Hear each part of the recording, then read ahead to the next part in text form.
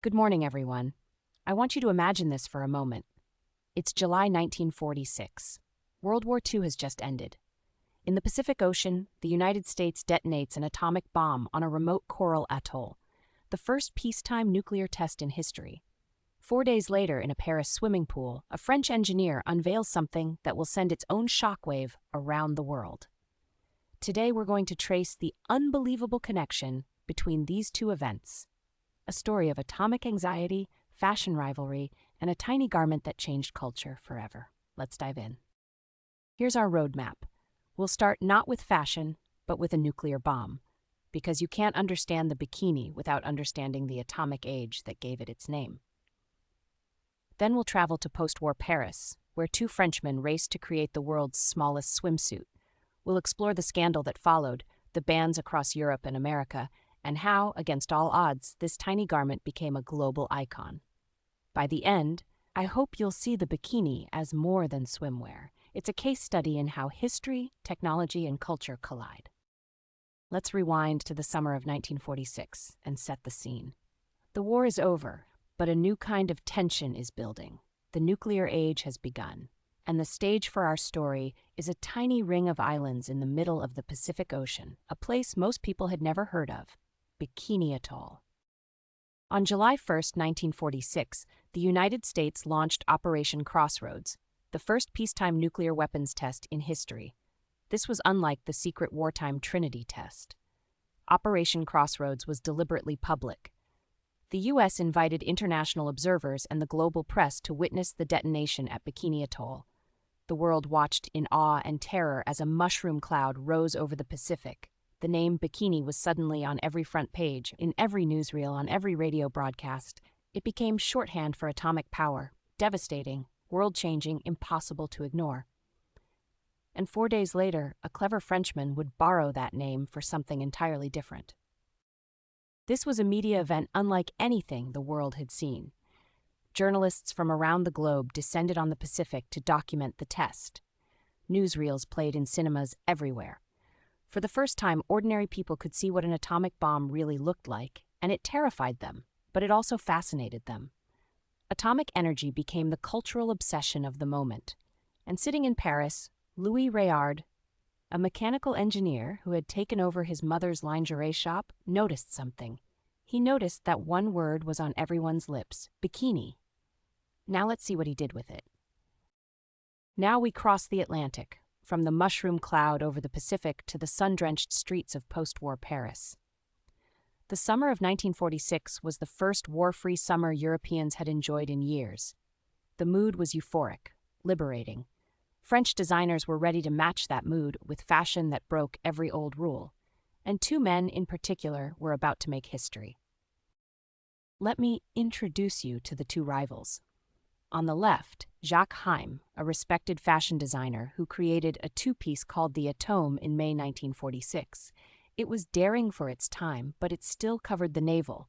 Heim advertised it as the world's smallest bathing suit.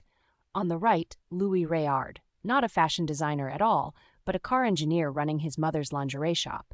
Réard took the concept much further. He reduced the suit to 4 triangles of fabric connected by string, just 30 square inches. And for the name, he didn't pick something elegant or French. He picked something explosive: the bikini. The race was on. When Réard was ready to debut his creation, he hit an unexpected problem. Not a single professional model in Paris would wear it. The design was simply too revealing. So he turned to Micheline Bernardini, a 19-year-old nude dancer from the Casino de Paris, who had no such reservations. On July 5, 1946, at the Piscine Molitor, a popular public swimming pool, Bernardini walked out in the world's first bikini. The fabric was printed with newspaper type, a cheeky nod to the headlines Réard knew it would generate. The crowd gasped, the cameras flashed, and fashion history was made. Here's a number that tells you everything about the bikini's explosive debut: 50,000 fan letters. Micheline Bernardini was flooded with mail after that day at Piscine Molitor. Most of it came from men across the world who had seen the photographs in newspapers and magazines.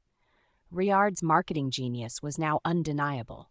He had taken a name synonymous with destruction and attached it to a tiny swimsuit, and the world couldn't look away. The bikini was more than clothing.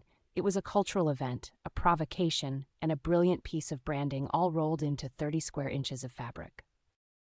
But if Riard thought the world would simply embrace his creation, he was in for a surprise. The bikini's reception outside of France was anything but warm. In fact, it triggered a moral panic that spanned continents. Let's look at what happened next. In the years following its debut, the bikini was officially banned in several countries. Italy and Spain prohibited it on their beaches. Parts of the United States followed suit. Religious organizations denounced it from pulpits and in pamphlets. The criticism was fierce. The bikini was called indecent, immoral, a threat to social order. Critics saw it as everything that was wrong with modern culture, too sexual, too rebellious, too liberated. But here's the irony. Every ban, every denunciation, every moral outrage made the bikini more desirable. The controversy was the best marketing Riard could have hoped for. Forbidden fruit, as they say, tastes sweetest.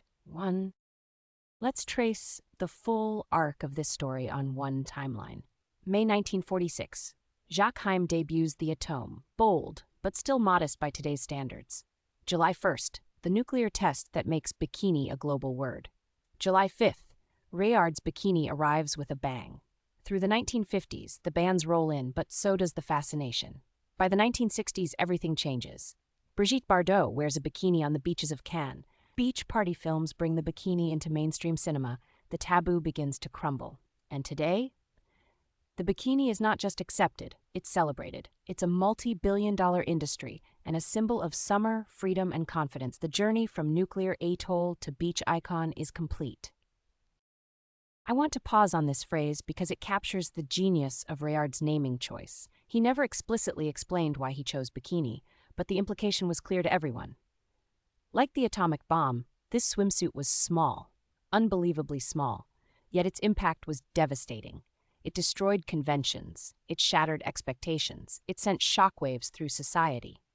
The metaphor was so perfect that it became part of the bikini's mythology. Riard didn't just sell swimwear, he sold a story, a provocation, a dare, and that story is why we're still talking about it today.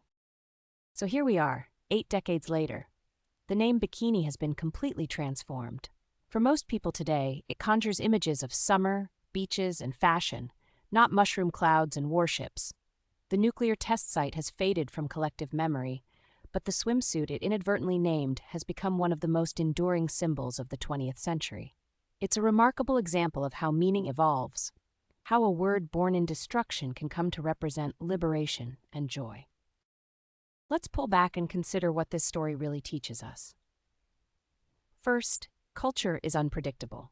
No one could have predicted that a nuclear test site would lend its name to the most famous swimsuit in history.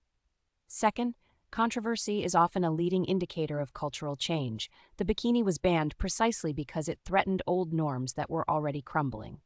Third, timing matters enormously. Riard launched the bikini in the first post-war summer when Europe was hungry for liberation and joy. And finally, a great story outlasts everything. The bikini endures not just because of its design, but because of the incredible narrative behind it. Atomic bombs, daring models, rival inventors, moral outrage, and ultimate triumph.